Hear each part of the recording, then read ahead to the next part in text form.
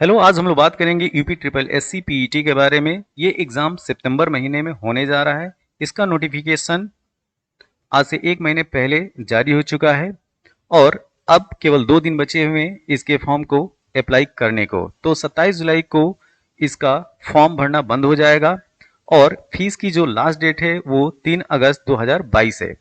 तो फी और इस फॉर्म में जो संशोधन करने की डेट है उसको 1 हफ्ते और ज़्यादा मिला हुआ टाइम। तो 27 जुलाई इसकी लास्ट डेट है, आपसे केवल 2 दिन ही बचा हुआ है। तो आज का हमारा जो विषय है वो यूपी ट्रिपल एससी पीईटी का जो सिलेबस है उसके बारे में। तो हम लोग क्या करेंगे कि देखेंगे कि इसके सिलेबस में क्या क्या यूनिट्स हैं, किन किन विषयों का जो है समावेशन किया गया है। तो जो जारी हुआ है यूपी ट्रिपल एससी के द्वारा इसका सिलेबस, उसमें 15 यूनिट बनाई गई हैं। तो इन 15 यूनिट में एक एक यूनिट के बारे में हम लोग बात करेंगे। तो जो पहली यूनिट है वो भारतीय इतिहास के बारे में है। तो इंडियन हिस्ट्री इसकी पहली यूनिट है, जिसके लिए जो नंबर दिया गया है वो है 5 मार्क्स। कितना? 5 मार्क। और इंडियन हिस्ट्री में जो टॉपिक्स हैं, सिंधु घाटी की सभ्यता, वैदिक संस्कृति और बौद्ध धर्म, जिसमें गौतम बुद्ध की जीवनी एवं शिक्षाओं के बारे में बात की जाएगी। जैन धर्म में महावीर स्वामी के बारे में बात करनी है और उनके जीवन से संबंधित जो भी घटनाएं हैं और जो उनके द्वारा दी गई शिक्षाएं हैं उसके बारे में। इसके बाद मौर्य वंश में सम्राट अशोक, गुप्त वंश में समुद्रगुप्त और चंद्रगुप्त द्वितीय के बारे में अध्ययन करना है। और वर्धन डायनेस्टी में हर्षवर्धन की बात की गई है। किसकी? हर्षवर्धन की बात की गई है। और इसके बाद पोर्शन स्टार्ट हो जाएगा राजपूत काल से। अगर हम लोग मराठा की बात करें तो मिडाइवल हिस्ट्री की।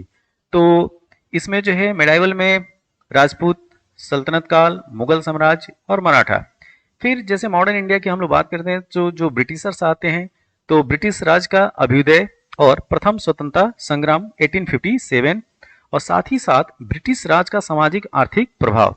तो इसमें अगर हम बात करें पहली यूनिट की, तो पहली यूनिट जो है वो एंशिएंट हिस्ट्री से लेके मॉडर्न इंडिया के जो प्रारंभिक जो चैप्टर्स हैं उसको भी इंक्लूड किए हैं। तो ये सारा जो पोर्शन है उससे 5 नंबर के प्रश्न पूछे जाएंगे। कितने नंबर के? तो 5 नंबर के। इसके बाद जो दूसरी यूनिट है वो भी हिस्ट्री ही है। या ये कहें कि ये जो है वो मॉडर्न इंडिया के पोर्शन में आता है, आधुनिक भारत में, जिसमें स्पेशल जो फोकस किया गया है इस यूनिट में वो भारतीय राष्ट्रीय आंदोलन के बारे में, जिसमें स्वाधीनता आंदोलन के प्रारंभिक वर्षों या प्रारंभिक जो चरण है उसके बारे में क्वेश्चन आएंगे।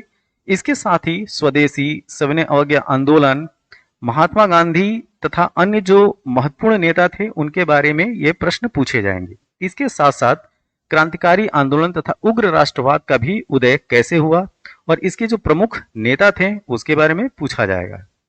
साथ ही साथ जो विधायी संशोधन तथा ब्रिटिश इंडिया एक्ट 1935 है, इसके साथ 1919 का एक्ट और इसके साथ हम लोग स्टडी करेंगे 1909 का एक्ट। ठीक है। और साथ में जो लास्ट फेज है राष्ट्रीय आंदोलन का, भारत छोड़ो आंदोलन, आजाद हिंद फौज और नेताजी सुभाष चंद्र बोस से संबंधित प्रश्नों का भी हम अध्ययन करेंगे।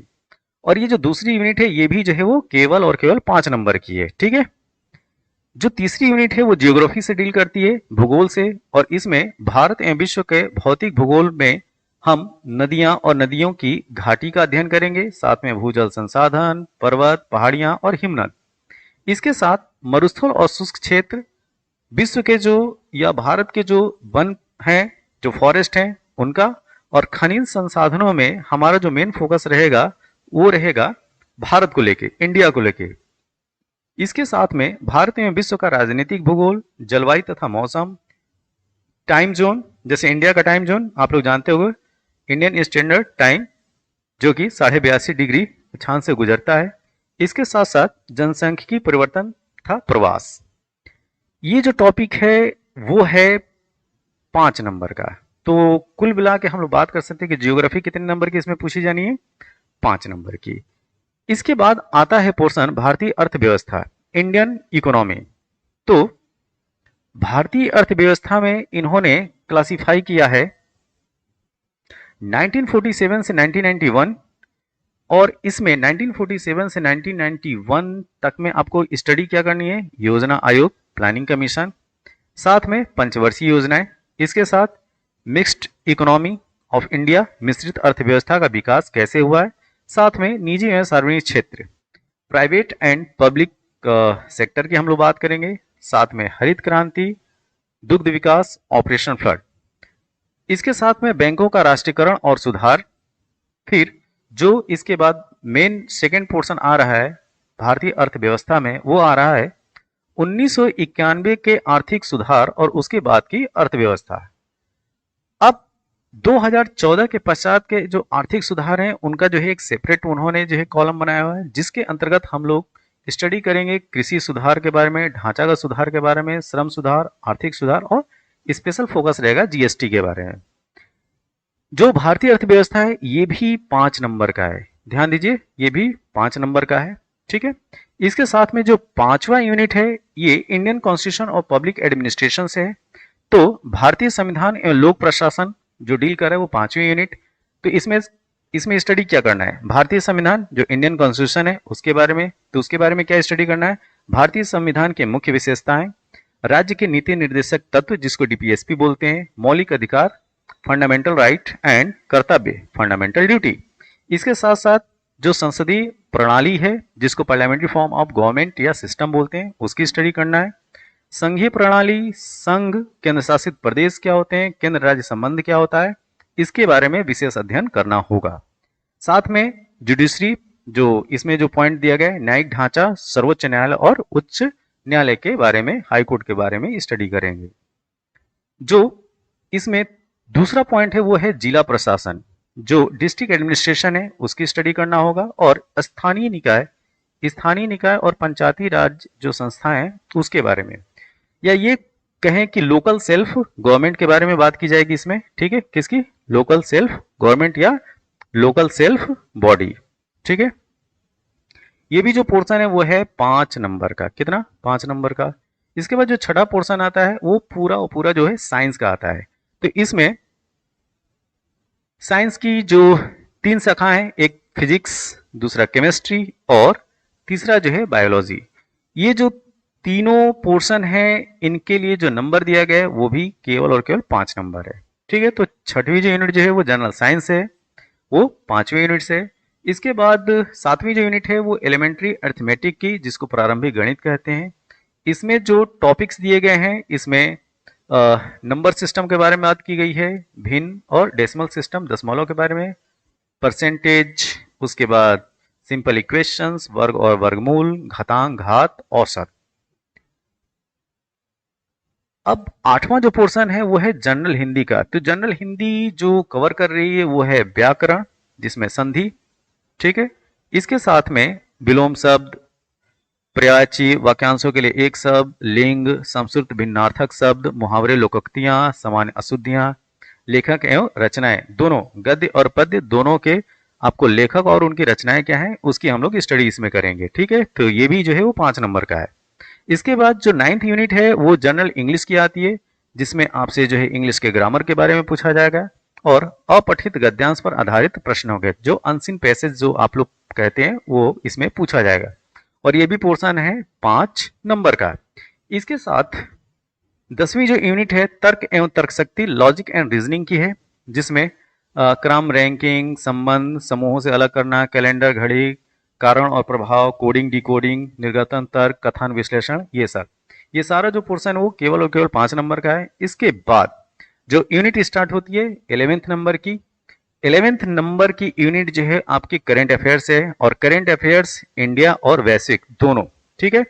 तो इंडिया और वर्ल्ड दोनों का करंट अफेयर हमें इसमें जो है करना होगा, और इसका पोर्शन देखिए बढ़ गया, कितना, 10 नंबर।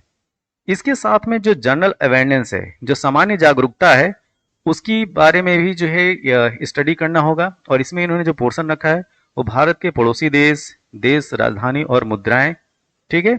इसके साथ में भारत के राज्य और केंद्र शासित प्रदेश, संसद, राज्यसभा, लोकसभा, विधानसभा व विधान परिषद, राष्ट्रीय और अंतर्राष्ट्रीय दिवस, जो इंटरनेशनल डे या नेशनल डे पूछे जाते हैं वो क्वेश्चन, विश्व संगठन और उनके मुख्यालय, साथ में भारतीय पर्यटन स्थल, कला एवं संस्कृति, विश्व के खेल, इंडियन रिसर्च ऑर्गेनाइजेशंस, प्रसिद्ध पुस्तकें और लेखक, पुरस्कार और विजेता, इतने टॉपिक हैं आपके जनरल अवेयरनेस में यूनिट नंबर 12। और ये सारे जो टॉपिक हैं इन पे जो नंबर क्वेश्चंस आएंगे वो 10 नंबर के पूछे जाएंगे। साथ में जो 13 नंबर की जो यूनिट है, 13 नंबर की जो यूनिट है वो डील कर रही है आपको अनसीन पैसेज, किसके, अपठित गद्यांश, हिंदी गद्यांश। ये भी हिंदी का वाला पोर्शन है, इसमें 2 गद्यांश आपसे पूछे जाएंगे। कितने? 2 गद्यांश पूछे जाएंगे और हर एक गद्यांश जो है वो 5 नंबर का होगा। तो इस हिसाब से कितने नंबर का ये सेक्शन हो गया? 10 नंबर का। ठीक है।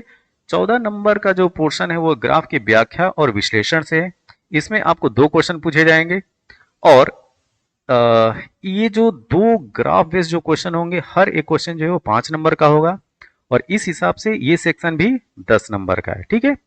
अब 15वां जो सेक्शन है, जो कि लास्ट सेक्शन है, उसमें तालिका की व्याख्या और विश्लेषण की बात की जाएगी, जिसमें 2 तालिकाएं होंगी और इन 2 तालिकाओं में हर एक तालिका से जो है वो 5 प्रश्न पूछे जाएंगे। कितने? 5। तो इस हिसाब से ये भी कितना हो गया? 10 नंबर का है। ठीक है। अब देखो, हमारा जो इस पूरे 15 यूनिट के जो सिलेबस की जो स्ट्रेटजी होगी कि हमें जो है वो सितंबर से पहले कैसे इसको कंप्लीट करना है। क्यों? क्योंकि सितंबर जो डेट है वो एक अनुमानित डेट है कि एग्जाम हो जाएगा। क्योंकि अक्टूबर माह में जो 2021 में सर्टिफिकेट जारी हुआ था, वो सर्टिफिकेट जो है वो खत्म हो जाएगी, इसकी जो सीमा है। तो इस वजह से इनको जो है वो सितंबर में एग्जाम लेना होगा और फिर से एक नया स्कोर कार्ड जो है जारी करना होगा। तो अपने पास अप्रॉक्स 2 महीने हैं और हम लोग क्या करेंगे कि इस 2 महीने में ही अपना पूरा ये जो सिलेबस है कैसे कवर किया जाए और ऐसे कवर किया जाए कि मैक्सिमम आप जो है वो स्कोर कर सकें।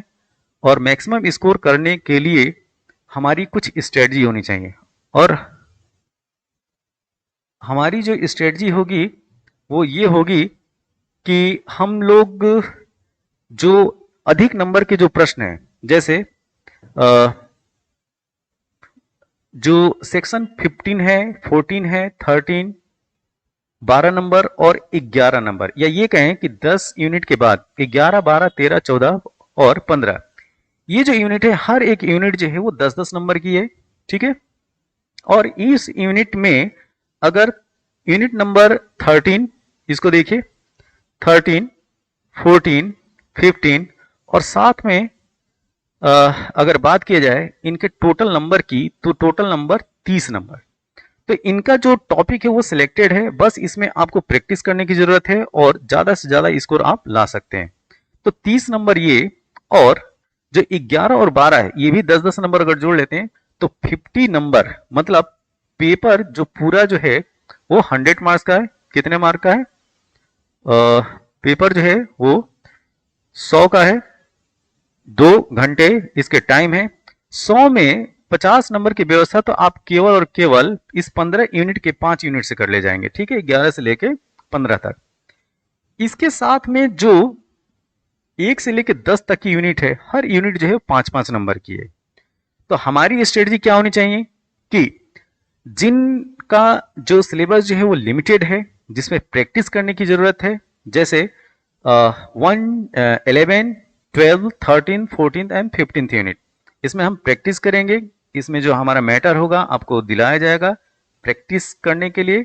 और 1 से लेके 10 तक के जो टॉपिक्स हैं उन टॉपिक को आपको समझाया जाएगा और इसी वीडियो में जो मोस्ट प्रोबेबल हर एक टॉपिक से जो क्वेश्चन बन सकते हैं उन क्वेश्चन का भी समावेश किया जाएगा।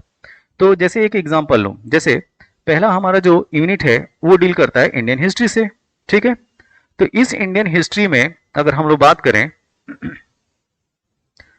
तो जैसे सिंधु घाटी की सभ्यता, तो हमारे आने वाले वीडियो में हम लोग करेंगे क्या, इसमें हम लोग पहले सिंधु घाटी के बारे में जानेंगे कि सिंधु घाटी की सभ्यता जो है वो क्या थी, इसमें क्या क्या लक्षण थे, इसकी इकोनॉमिक कंडीशन क्या थी, इसकी सोशल स्ट्रक्चर क्या था। अब इन सब का अध्ययन करने के बाद उस पर हम कुछ इंपॉर्टेंट क्वेश्चन की स्टडी करेंगे उसी वीडियो में, जो क्वेश्चन की अति संभावनाओं की ये प्रश्न आ सकता है। तो इसी तरीके से 1 से लेके 1 से लेके 15 तक सारी यूनिट्स को हम लोग डील करेंगे। और हमारा जो वीडियो है वो पर डे आता रहेगा।